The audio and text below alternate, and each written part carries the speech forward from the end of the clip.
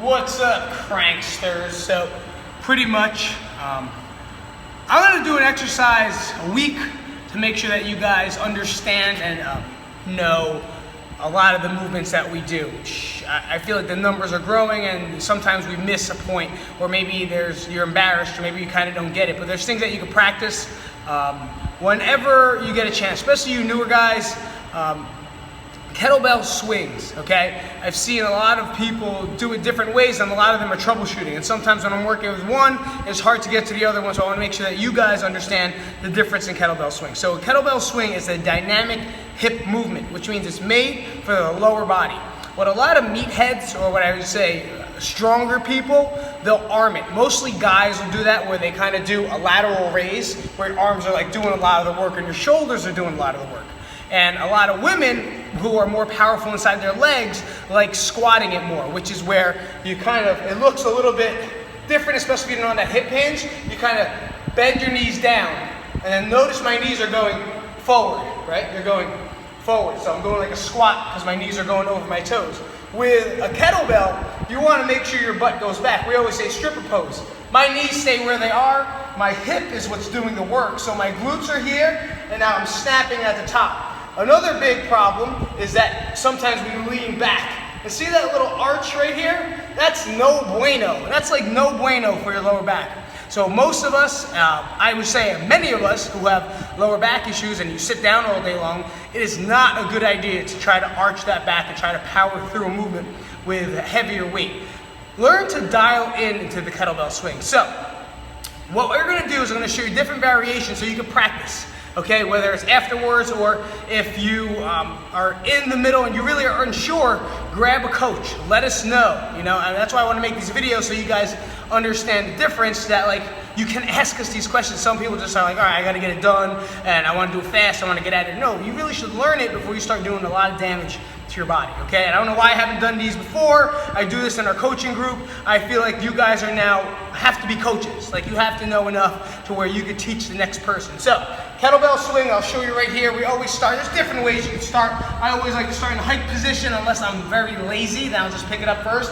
Or if I'm tight, I'll stay off this movement completely. If I don't feel good, I go to like medicine ball slams. I'll do body weight squats instead. Like, I will call it first and foremost, guys. I've made 1,000 mistakes, and I don't want you to. This is gonna go into like fucking 3 minutes if I keep talking. So anyway, butt back, we always say, chest is tall. It doesn't mean I have to arch completely. I wanna get a nice neutral spine with my head. First one, I'm gonna hike it up and then initiate the swing. Breathing, using my hip.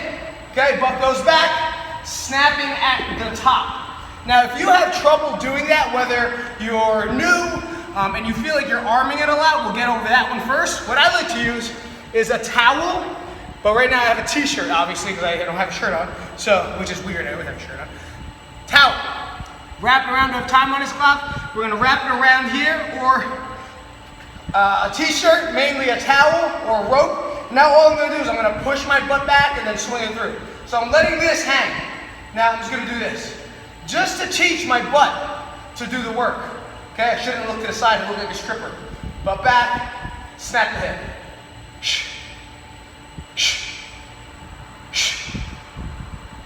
I'll put it down nice and safe. Now as you get better, you can shorten up or choke up on the rope or the shirt, and then make it a little harder, okay? Trunk tight again, chest up. Grounding those feet into the floor. And then down. So don't forget, you should be feeling it here and within here. A little bit here because of the extensors, but you don't want to really drill into it. At any point, your knees shouldn't be doing a lot of the work. The front part of my legs shouldn't get tired. My shoulders shouldn't get tired. Just my grip and my ass. All right? So if you're finding those problems, dial it down a little bit, drop the weight, extend the handle, which makes it easier to work on the form and technique, because a kettlebell swing is a great exercise, but if it's done wrong, it's a very dangerous exercise. All right, so I hope that helps. Let me know what other exercises you want me to go over, all right, or any coach to go over, and we'll go through it to make sure that you guys understand. Maybe you're missing something. Don't be scared. Don't be like, oh man, I feel like an idiot for not knowing these exercises. You should fucking educate yourself, and that's why we're here. okay? Like I say, it's not a normal gym.